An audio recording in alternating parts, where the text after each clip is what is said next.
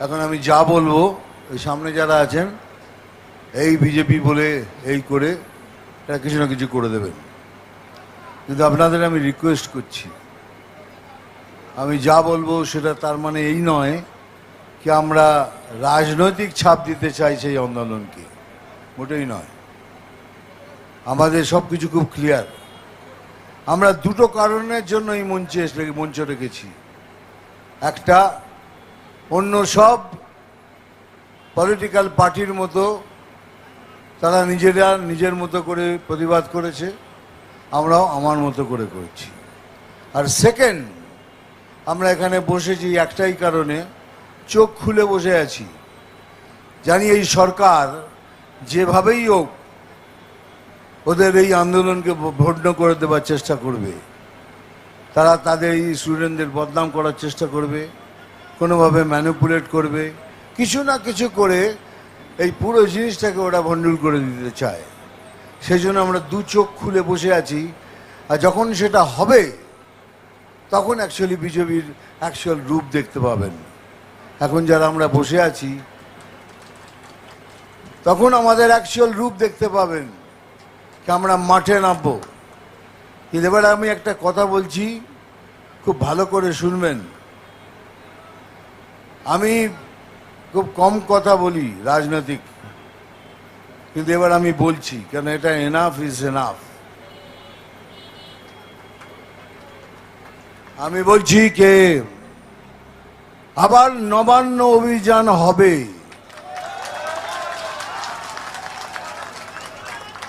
আর সেই অভিযানে আমি থাকব। কিন্তু এই অভিযান আমি খুব জোর করে বলছি, এটা নিশ্চয়ই নবান্নতে পৌঁছবে। কেন এই অভিযান ওই ব্রিজের কাছে গিয়ে থেমে যাবে না।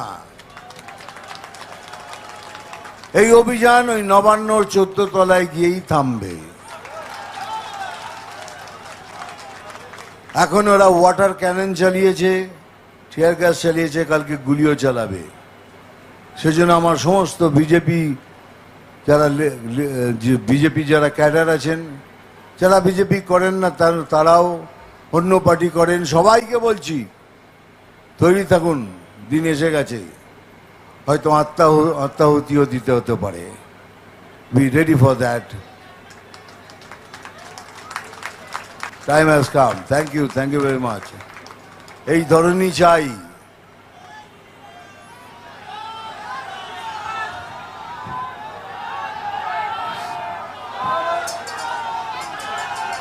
জয় শ্রীরাম। মনে থাকে যেন আমাদের তৈরি থাকতে হবে। ওই তৈরিটা মানেই হলো এই ওরা গুলি চালাবে, আমরা সামনে থাকবো, দেখি কত গুলি চলে। কিন্তু এই অভিযান 14 তলার নবান্নে গিয়েই থামবে, তার আগে থামবে না।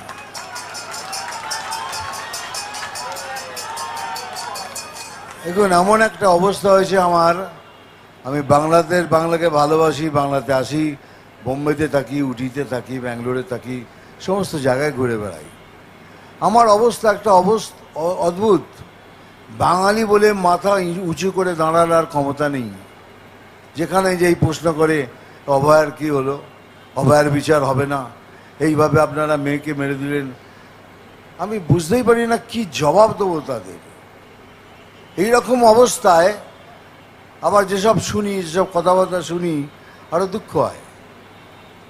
তবে একটা কথা বলে রাখি, উৎসবের আমি এগেনস্টে নই, আমি উৎসবের বিপক্ষে নেই, কিন্তু উৎসব প্রত্যেক বছরই হবে, দুর্গা মা প্রত্যেক বছরে আসবে, কিন্তু অভয়া আর দুবার আসবে না।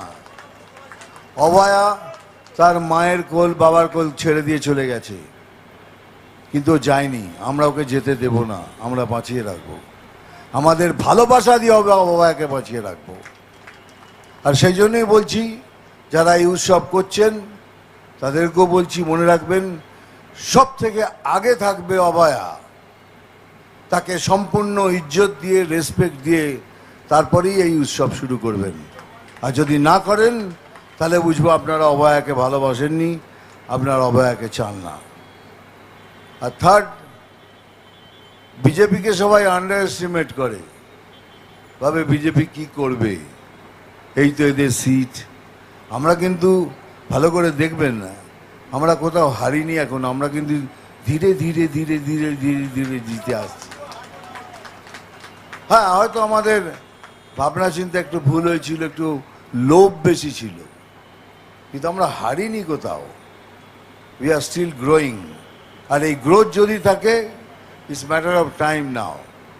আমরা জিতবই, আমরা জিতবই, আমরা জিতবই।